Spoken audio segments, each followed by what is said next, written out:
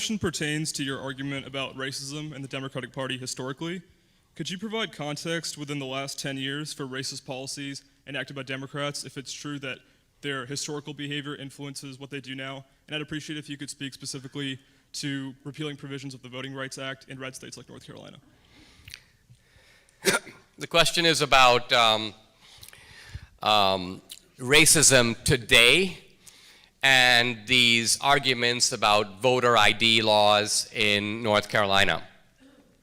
It is true, historically, that a lot of voting rules, from literacy tests to poll taxes, to even, you may say, extreme demands that you produce various types of credentialing, were used by Democrats to prevent blacks from voting.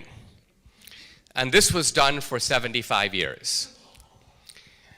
The same people who did that now pretend to be inflamed about much less onerous, simple ID laws that basically say nothing more than something like produce a driver's license if you're going to vote.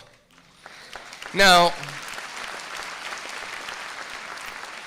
I don't deny the historical echo, but the historical echo loses its validity when the voter ID laws are not being pressed by the same people.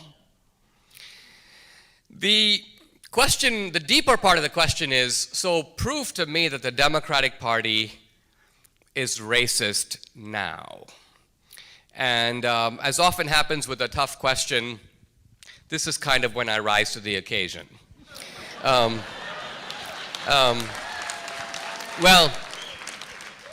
let me just say this. If one goes today to the Democratic-controlled inner city, and we're talking here about some 24 cities entirely dominated by the Democratic Party, there's not a Republican in sight. I argue that we will see in them now all the 5 features of the slave plantation that Kenneth Stamp outlined in his classic work, The Peculiar Institution. In a description of the plantation, Kenneth Stamp identifies 5 things that you would see on a slave plantation. Number 1, broken down, dilapidated, and unsafe housing. Number 2, broken families. You can see this under slavery. There was a confusion of who's the real father, mulattoes running around in the plantation, the family structure in decay. Number 3, a high degree of violence required to hold the place together. Police power, whippings, overseers, fences, barbed wire. Number 4, everybody gets a basic provision. If you need food, you have health care, they call the doctor, but nobody gets ahead. There's no opportunity. Nobody really advances. The Southerners and the Democrats used to call slavery a school of civilization. And Stamp goes, that's not a school from which anyone ever seemed to graduate. And finally, nihilism and despair. A feeling that there's no future, that this is an intergenerational, ongoing, lasting way of life. Now, all those 5 features can be traced directly to inner city Oakland, inner city Baltimore, many places, Chicago. And like I say, this has been going on since the 60s. The United States has spent trillions of dollars to fix these places. The Democrats have been in charge of fixing it.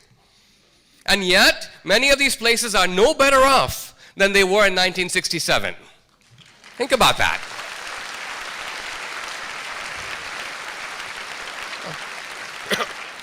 So, at the very least, this reflects a callous and shocking disdain for the welfare of the people who live in those communities. And for me, this is a big opportunity for Trump.